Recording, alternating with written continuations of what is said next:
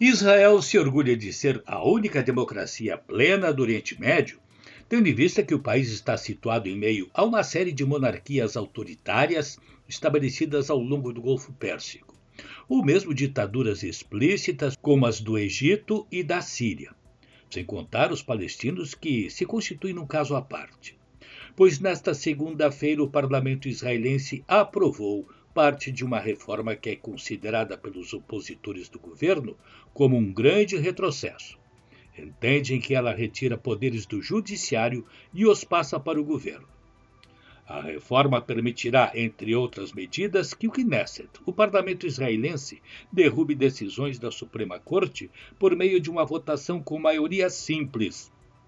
Algo, por exemplo, que a coalizão de perfil direitista que elegeu o primeiro-ministro Benjamin Netanyahu já possui. O governo argumenta que a reforma é necessária para tirar a justiça das mãos do que chama de magistrados elitistas e tendenciosos.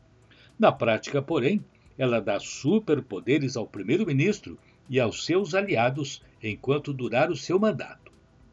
Nos últimos dias, a oposição chegou a decretar uma greve nacional e a mobilizar seguidores até de Tel Aviv para Jerusalém, a fim de pressionar o parlamento.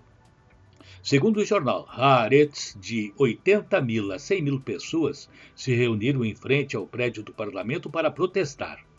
A maior manifestação em torno do Knesset em anos, com manifestantes portando bandeiras de Israel e faixas com mensagens como "Salve a democracia israelense" ou "O país em falência moral".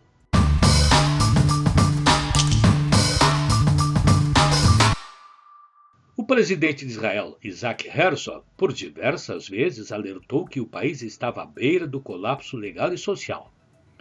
Peço que o primeiro-ministro não apresente o projeto de lei na primeira leitura, disse Herzog em um discurso no final de junho. Apesar do apelo, a proposta anteriormente divulgada pelo ministro da Justiça, Yariv Levin, foi apresentada ao Comitê de Constituição, Lei e Justiça do Knesset. De acordo com Haaretz, duas das proposições foram aprovadas. Uma que altera a forma de escolha dos membros da comissão, que aponta os ministros, e outra que impede a Corte de vetar legislações. Para valer, as propostas ainda precisavam ser aprovadas pelo plenário, o que começou a acontecer nesta segunda-feira, quando foi aprovada a primeira parte do projeto. As consequências da proposta foram imediatas. O plano não só foi atacado por figuras do meio jurídico, como por instituições financeiras e empresariais da área de tecnologia de ponta do país, as quais alertaram o governo que o plano pode causar prejuízos à economia israelense. Segundo eles, já se observa uma corrida para a retirada de fundos do país, o que tem como consequência a desvalorização do shekel frente ao dólar. Para os críticos, a reforma compromete a separação entre os poderes e compromete a democracia em Israel.